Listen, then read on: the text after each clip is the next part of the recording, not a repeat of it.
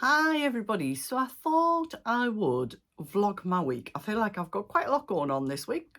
I hope some of which is interesting to you, but I thought I might kind of jump on every day, have a little catch up, what I've been up to, what I've done, what I've learned, and yeah, just share the week.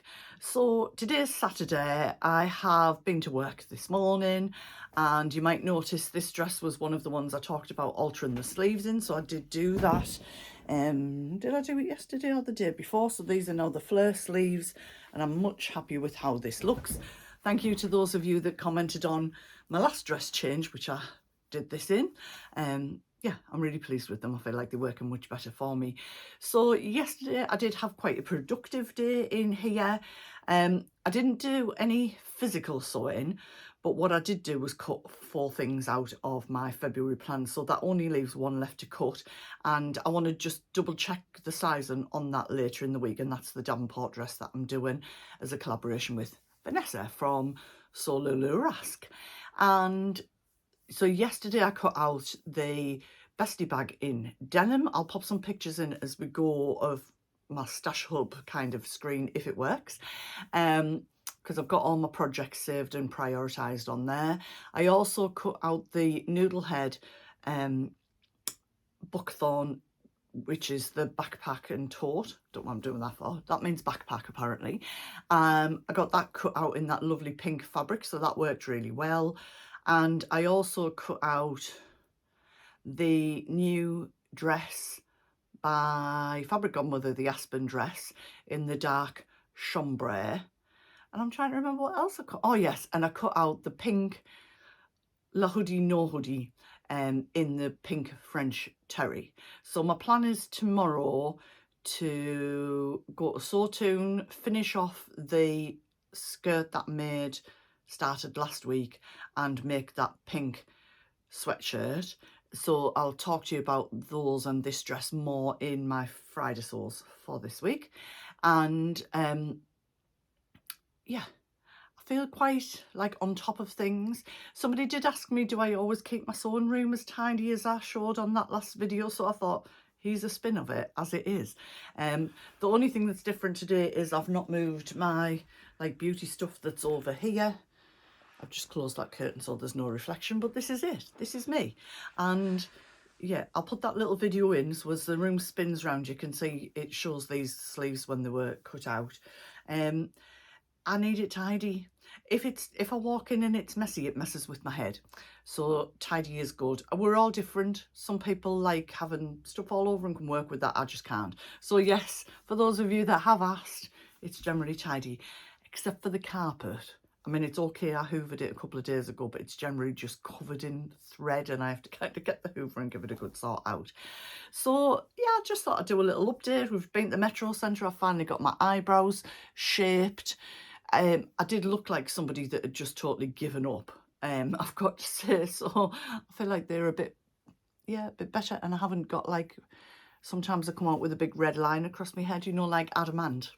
I'll put a picture in, but kind of red instead of white, but I feel all right. We'll see what tomorrow brings.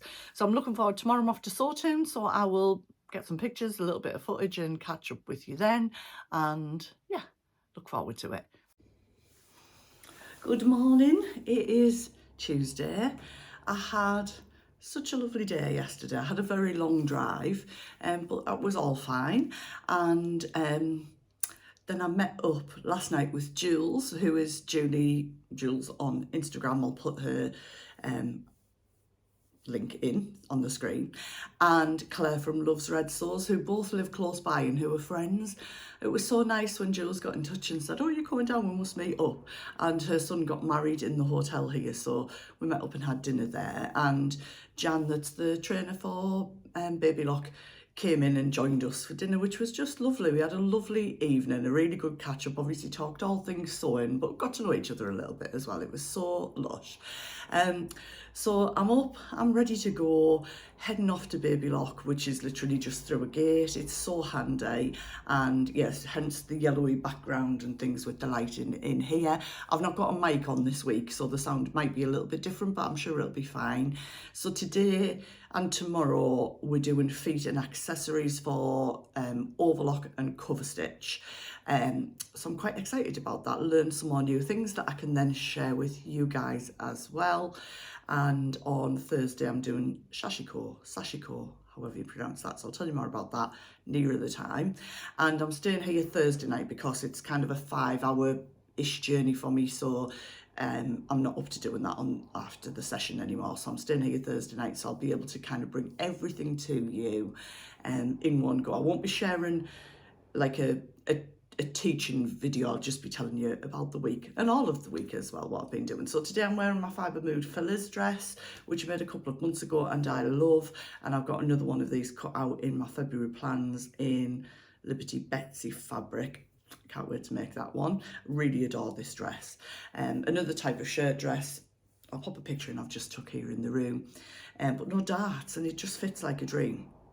So it'll be interesting to see what it's like when I make it in a Tanalon as opposed to a viscose.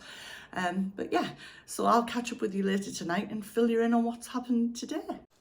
Hi, so as you can see, I'm back home. I was trying to record every day, but my room in the hotel made me look like the Tango Man. I'll see if I can put a picture in. If you're in the UK, I'm sure you know what I mean. Like everything was very orange, and yeah, I just wasn't buying the vibe in there. So I thought I'd just catch up when I got home. So I am going to kind of go through some of what happened every day, but maybe not as you expect me to, so hang on. But there are a couple of things that I ordered while I was away that have arrived, and I want to share them with you. So the first one is thinking of my Aspen dress. You'll remember my quest for the zip. And I found these acrylic zips. You can hear a little jangle. So there are loads of different colours. I just got them off Amazon. I'll put a link in the description box. And they've got acrylic teeth. So I know this part is absolutely fine. This part is metal. I mean, I could change this to something else if I wanted to, but the bit that could potentially bother me would be this bit here. And maybe these, but I'd always wear it open so there's less risk of that. But what I'm going to try is, I do my own gel nails, so I'm going to try putting some clear gel onto the back of these and putting it under the lamp. I think I'll use my old lamp just in case. But I just wanted to share them because there are such gorgeous colours. You've got pink with a pale blue, the fabulous brown and pink, white and red, yellow and pink. There's different sizes. These are just the right size, I think, for my size of the dress. You've got orange and yellow, red and white, like a cream and pink, and one that fell on the floor, and pale blue and like a brightish pink as well. So the other thing that arrived while I was away was something that I realised could help me while I was on the course. A very simple storage solution for my feet. So I've got a drawer full of feet. I'll pop a picture in of it. And then I've got this accessory pack for my cover stitch. So that comes with, I'll show you how it comes. I mean, it's lovely how it's displayed, but it's like this. So, sorry, it's a bit awkward to manhandle. When I was on the course, so I did the combination cover stitch and overlock course. The feet are out of the boxes and they're in these trays which come with a lid. So I'll put the link in the description box because this place has lots of storage stuff. So they're really solid. They come with a lid so you can have them on your desk and not have dust in them. Now I know it's very easy for me to come over the other side of the room, go in a drawer, get a foot out of its box, but just sometimes it's those little steps that kind of make you go, oh, I can't be bothered. I'll just kind of carry on regardless. Where this, I'm thinking I can have out on my desk. Now they were labelled. I've got a little label printer so I could easily make some labels, or you could just write a paper in the bottom for what they are to remind yourself. So this one nicely fits like the bias binder and attachment and my fabric guide, and then you've got this other big one down here, and then you've got 6, and you can double up on these if you need to. But I'm wanting to get my feet organised, so I just feel like if it's out on my sewing desk, I will use it more. And of course, if I wanted to take it somewhere, I can just pick this up and go, and I've got all my feet with me. So I'm not going to go through all of the feet and attachments. I just want to kind of chat you through in brief some of the things we did. I have had the best time, and I can't emphasise that enough. I've learned so much about the feet with the overlocker and the cover stitch and Sashiko, which I absolutely loved. I was excited about doing it, but like I genuinely loved it, and yeah, I'm probably going to get one at some point. So I've got 2 bundles here. These are the samples that I've made on both days, and I've got a folder with the notes in for the day. And what I've decided to do is make like a project folder. So each foot I've done the notes on a separate page, and I'm going to pop that in. I've got photographs that I've took of each foot. This is all quite visual for me. It helps me to learn. And then the project that's relevant I'm going to put into there. So it's all together. If I want to go back, how did I do that again? What did I do? Obviously, you can put that into any folder. But I absolutely love that. And I can have my course notes there as well. So these are from the Overlocker course. So I'm not going to go into a huge amount of detail. But we covered like every foot. I mean, some of them I'd used already and some of them I hadn't at all. So we used the elastic foot. We attached stretched lace, so elastic lace with that. So I'll just sort of show you that here. So it just stretches on. This would be good for the top of swimwear or pants and things like that. Regular lace, regular elastic. We made piping, and we then inserted the piping and did the corner turn and did all of that. We used regular lace with the lace foot, which is a very accurate foot to use. So not like I would think, well, I don't really put lace on, but if you can alter the width, then you can really get things that exactly where you want them. So that was really good to play around with. Gathering, you've seen me do before. But with the piping foot, one of the things I really wanted to have a go at and get more confident in was inserting a zip with the 5mm piping foot. So this is my example that's to go in my file that I've inserted. You can't do an invisible zip, and obviously that's grey, but it was just so easy to use. So I'm hoping to use that on my Aspen dress to pop that zip in as well. I'm just going to briefly go through them. The beading foot, so I've attached beads on the edge, beads in the middle. What foot was this? Oh, that was the lace foot. I think I've already mentioned that. And then blind hemming foot. So a lot of you were asking me to do a vlog on hemming, and that's my intention. Rolled hem, blind hem on the overlock, and then there'll be the plain hemmer and the downturn fella on the cover stitch. I'm going to aim to get that out some point in February, but I just need a bit of time to digest what I've learned and catch up on life, because I've literally been away for 5 days. Took me 6 hours to get home yesterday, and then I was up at work at 6 a.m. today. So yeah, I just need to a little bit, because I've got a full day on Soul Virtual the day you're watching this, tomorrow. And it's really filling up nicely. I'm excited for our first Sunday. So in between this, Claire from Baby Lock was there, who actually lives really near me, and she's the same age as my daughter, but I just love her to bits. She's just so lovely. So you'll be seeing her out and about a bit more at some of the shows. Give her a little hello, because she just started in November. Jan, who's the trainer, who adore, she's so funny, but her knowledge is just incredible. And to the girls that are in the office, Karen and Lauren, just everybody. But Claire, who I know watches, who I spent 3 days with, thank you for the great company. We've been out for dinner, the 4 of us, just had a few different nights. We've just had such a lovely time. So next was the cover stitch day. I made these little ties. These are from the belt loop attachment, which I've made ties with before, but I also have the wider one of this that you can make straps with. So they're great for just at the moment just wrapping around my projects.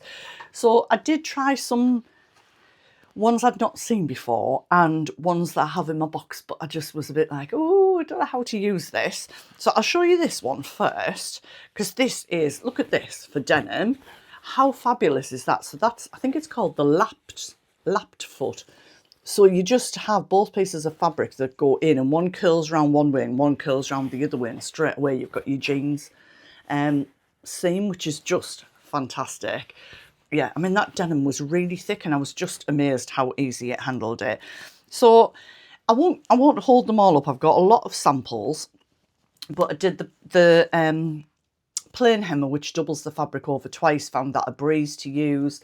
The downturn fella which automatically turns your fabric over once. So with these feet, the machine does the work for you. That was one of the things that I really learned. So I know I'm talking about Baby Lock, but these things apply to other machines as well. But you know, the quality of the Baby Lock machines is just phenomenal. So with the downturn fella, you can get different widths of hem. You just position it in and you're just feeding the fabric into the machine, and the machine will do all the work for you. And the same with the bias binder attachment. Now, I'd tried this before, but I kept seeing vlogs, you know, how you search for things, and it said, you know, once you've got it in the right position, mark it on your machine. I hate marking. Don't want marks on my machine. Mark it on your machine, then you'll always go back to the same place. That's not the case, because depending on what fabric you're attaching to what, all fabrics behave differently, don't they? So and now, because of the training, I know how to do a test, how to position it, how to alter it, and what to do with it. And that, for me, was absolutely invaluable. So I'm delighted to say I have mastered, but we'll keep on working with the bias binder attachment. And one of the things I've learned, because I've always just tilted my foot at the front and fed my fabric in, but actually for a lot of these things, it's, if you're attaching something like binding, it's taking that through, or the lace, taking it through and getting it through and out and the back of the foot, and then moving fabric in from the side, and things like that are things that I just wouldn't have learned if I hadn't been on the course. And I've also used the pinned hook foot, so we've got that here. So I'm really looking forward to just using some patterned or plain fabric to create a dress like where the front bodice is in one piece, and I'm just going to sew a piece of fabric with this pinned hook foot, because all you do is go down it and the foot does the work. And then I've used the foot to go straight down here, foot width, and then another one, then a foot width. And once I've created the piece of fabric, then I can cut that front piece out. This one is the same, but it's done with cord, so you've got more for upholstery and things like that. That one just there. Yes, absolutely loads. I can't wait to get my file all together. Feel like everything's in order. But what I wanted to just capture was the people that I've met, the fun that I've had, the knowledge that I've learned. I absolutely love going to the academy, and if you're thinking of it, just book in and get yourself there. Because it's part of the whole experience, really. It is about what you're going to learn, of course it is, but always my experience is just amazing. I love it. So the final day was Sashiko. So Sashiko is like a Japanese, it's like a bit of a work of art, the stitching. There's a lot of history to it, which I won't go into because I'm not the best qualified person to do it. But I was excited to try it and quite nervous, because you know, when you're on a new machine, and the room was really full. There was 8 of us doing that one, and I think everybody had used a machine before but me, so I was kind of like, oh, this is how my head goes. I'll get a bit behind and I won't know. Of course, wasn't made to feel like that at all. Jan always goes through every element of your machine to make sure what we think we're doing is the right thing, and I always pick up tips. So we started off just having a doodle really on some of that dark denim, and with Sashiko you can see here how the machine does the stitches. So I'll pop a little video in of it as well, maybe not here but at some point. But these are, you've got your stitch length and you've got a gap, and all of these are adjustable, so you can adjust the stitch length and you can adjust the length of the gap, so it allows you to just create different stitches. But then this is just regular variegated wool.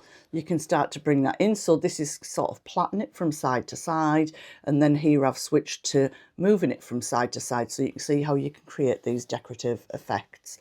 I'd played with some ribbon doing similar things, but I think I needed to work on the crisscross process with that. I actually preferred the wool, and then I went back to the wool in this one here. But I think the blue, definitely for me, in the variegated was much more effective because you could see the different colours. So that was playtime up till lunch. And I could feel myself really quickly getting more and more confident with the machine. Then we sort of copied out a traditional design, and then traced that onto fabric, and then got wadding as if we were doing some quilting. Now my stitching's a bit rubbish in parts because I was kind of hurrying it a little bit, but it was more about me getting used to how the machine handled. So I've not taken off the iron-on marks, but you can see in places where you've got that sort of crisscross effect and other places where I really messed it up. But it's learning. I love learning new stuff. So that was that. I didn't quite get that finished, but that was more the art of like how you would copy things. And then the final thing we did was, I don't want to say it was like free motion embroidery because I've not done that, but it is different because you can alter the stitch as you go and things, but you can move it around your fabric without having to cut the thread. It's a really strange process to explain, but Jan has a fabulous video which I will link in, that she talks about it in much better detail than I could. I had this is my bestie bag that I've got quite ready for this month, and I'd put a grid onto one of the pieces of this, which will become the front, and I was hoping if I got a chance to do something on it, that could be kind of my decor for the bag. I didn't need to put anything on it, but I thought it would be quite nice. So I haven't done it. I didn't choose colours of thread that were very out there because ultimately I want this bag to be quite a neutral bag. But for me, whenever I'm wearing it, I'll know it's got this pattern on it. And Jan had a pattern that we could copy off if we wanted to. It was a bit more detailed than this, but I kind of took it and ran with it. So this is it here. I'm going to hope that you can see it very well. I'll move it up close to where I think the camera is. So I just did these sort of flowers coming off a stem. So I did 3, but I changed the stitch lengths. And obviously, so you're moving all of this around and you're not coming off the fabric. So at the back of it, you've got these threads that you can cut, but where you move from place to place. It was the most relaxing, calm movement. I just absolutely loved it. So yeah, I know I think I'm getting one to play with at some point later in the year, but I think further down the line I will be looking forward to getting one of those. You can use it on anything like decorative stitching, on lapels, on pockets. You can use your bias binder attachment from your cover stitch, or buy one for it and attach your bias binding all in one go with that, what looks like sort of hand stitching but is very accurate. Yeah, I've just had the best week, and I got back last night and I was tired, but it was lovely to see the family.